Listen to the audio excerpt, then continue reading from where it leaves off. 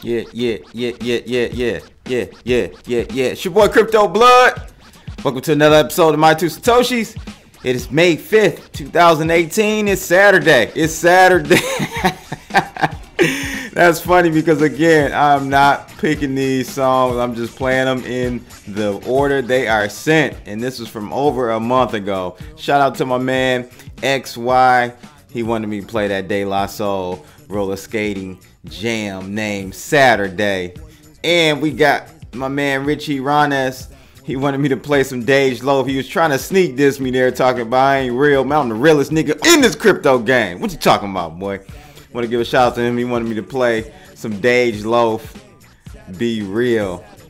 What's going on, people? It's Saturday. I like this song, man. You guys, I love the song request because it just brings back so many songs that I've forgotten about. Love it, man. I love the songs that you guys are selecting. Excellent group of individuals. Best subs in the game. I appreciate all of you. So today I'm using Coin Checkup today, and you know what? I kind of like Coin Checkup. This is dope. I like this. Chaos from the Webbot Room suggested this. A few other people on YouTube suggested this as well. I like it. I like it. The way they kind of set up the hour, 24-hour, and 7-day performance for the coin. That gives me a really quick synopsis of what's going on. So that's cool. I like this. Also, they have the Bitcoin dominance percentage, which is big. The other site did not. So Coin Puffs, definitely you should look into adding that Bitcoin dominance if you can. That's an important barometer for the really, it's like almost like a bear bullish gauge for the markets, you know. So Bitcoin's dominance is at 35.96%. Total market cap is 469 billion, almost 470. We're nearing 500 billion again, people. We are on a tear. That's good. Hope you guys are loving it. And overall, I would say, just doing a quick scroll down, overall a green day. We got a couple of them up deeply into the green. Loom Network, never heard of them. They're up 79% for the week, last 7 days. Let's go ahead and do a quick sort and see who's up the most for the week. Looks like D Notes. What the hell is D Notes? They're up 11,000% in 7 days. Not sure if that's a glitch, but other than that, we got Mincoin. It's up 389% for the week. eReal is up 373%. The volume is very low though. Look at that, $372, 1.6 thousand.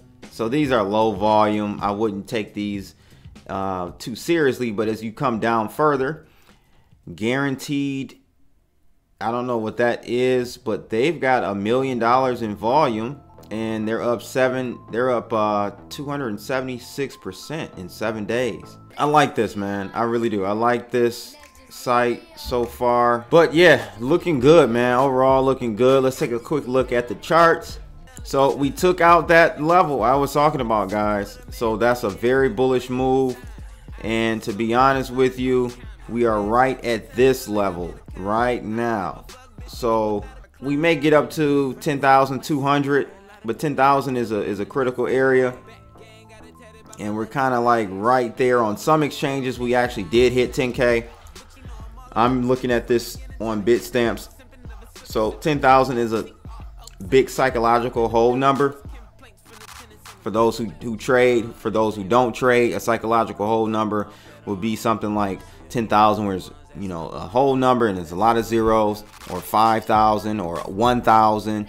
You know, normally like the 1,000s, 100, 10, those types of numbers are very strong psychological barriers for any asset. It's just not crypto, it's any asset. So I'm predicting some type of pullback. And I remember saying this before, though, on our way up the first time as we started to climb back last year, as we started that massive bull run.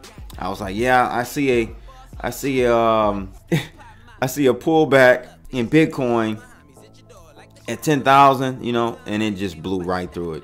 What does Alan Greenspan call it? Irrational exuberance. I think it was crazy back then.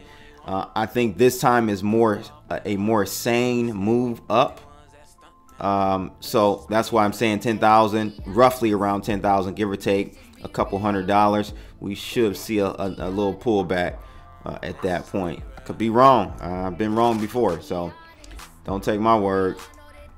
But today we're going to be looking at two articles, honestly. And the first one is about, you know, right now in the equities markets, it's earnings season. A lot of companies reporting earnings. Mastercard's earnings are actually down.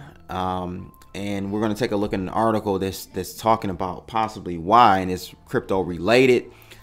In addition to that, the second article, I am so freaking excited about, people. Like, when I got into cryptos, shortly after getting into it, I'm just, you know how when you find a new technology or something new, you start thinking about all the possibilities of things that haven't been created yet with that new technology.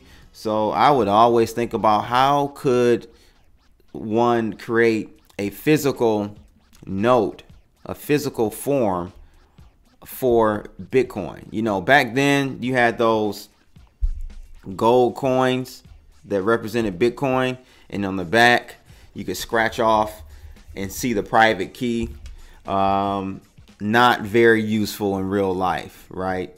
I can't remember what they called them, Kakuza coins or something. I can't remember the name of those, but that was kind of the first, not really to be used in real life, but kind of like ornament type of thing for Bitcoin. It wasn't really created to be utilized in real world transactions. But what I had envisioned was somehow having, you know, at that point, I remember a few years ago, 5-6 years ago, they were working on smart paper. So this paper, you know, you can write on it, it will clear out. You know, you can erase the paper, write over it again, save it, do all these types of stuff. And, you know, that's, I envision maybe some type of banknote, some type of, not banknote, but crypto note that would have the value of that particular cryptocurrency written on there. And it would kind of update periodically, or you can update it manually somehow, and it'll just show the value of that, what that piece of paper, digital paper, would be worth. Finally, I saw this, man. This caught my eye, and it made me so freaking excited. If they were doing ICO, I would put all my money in it.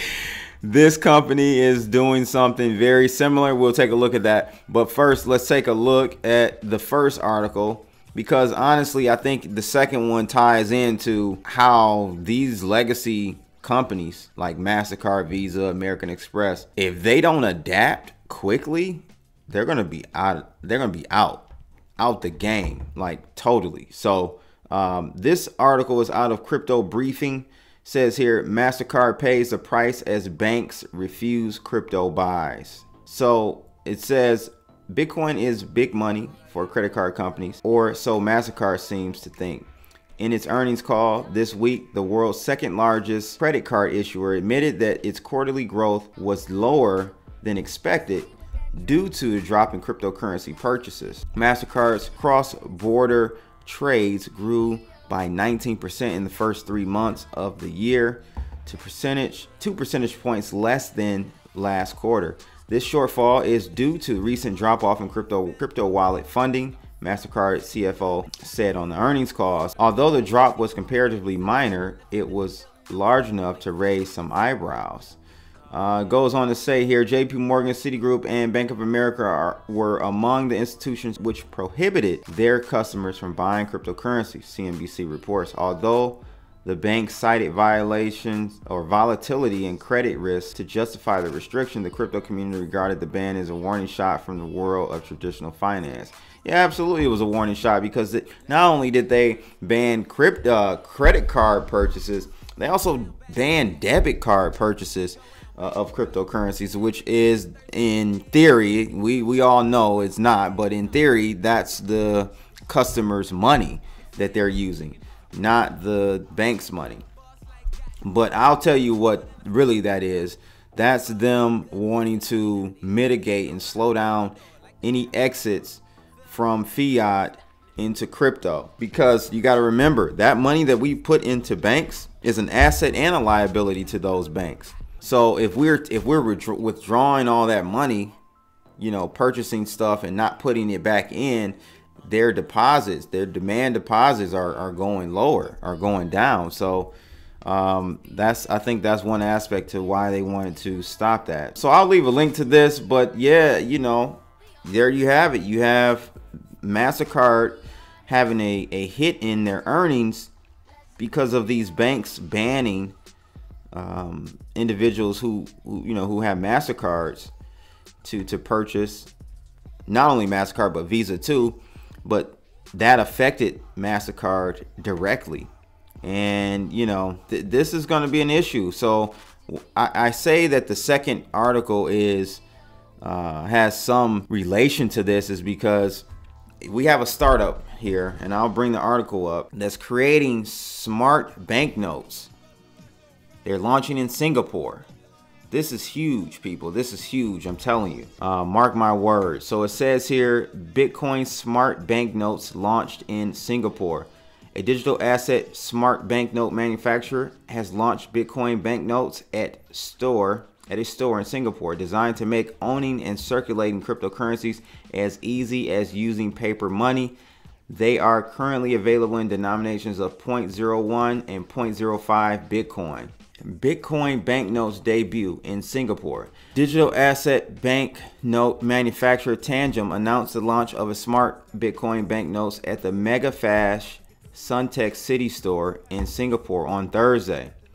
It says available immediately in denominations of 0.01 and 0.05 BTC. Tangem notes radically improve the simplicity and security of acquiring, owning, and circulating cryptocurrencies for both sophisticated and incoming users. Primarily, to me, I'm thinking those incoming users, man, the adoption of crypto will be huge if you start to see banknotes, physical forms of cryptocurrencies allowed to be traded back and forth. With headquarters in Switzerland's Crypto Valley, Zug, and Hong Kong, Tangem also has offices in Singapore, Moscow, and China, according to its website. None in US. The company says it is delivering the first shipment of 10,000 production notes to prospective partners and distributors around the world for commercial pilots. So this talks about how the actual banknote works. The company says there is no special infrastructure, no complicated application, just touch the banknote with the NFC compatible smartphone to be 100% sure it has valid assets. Oh wow, that's good. Transferring ownership of the notes is anonymous and instant. Physically hand over the whole wallet together with the blockchain private key.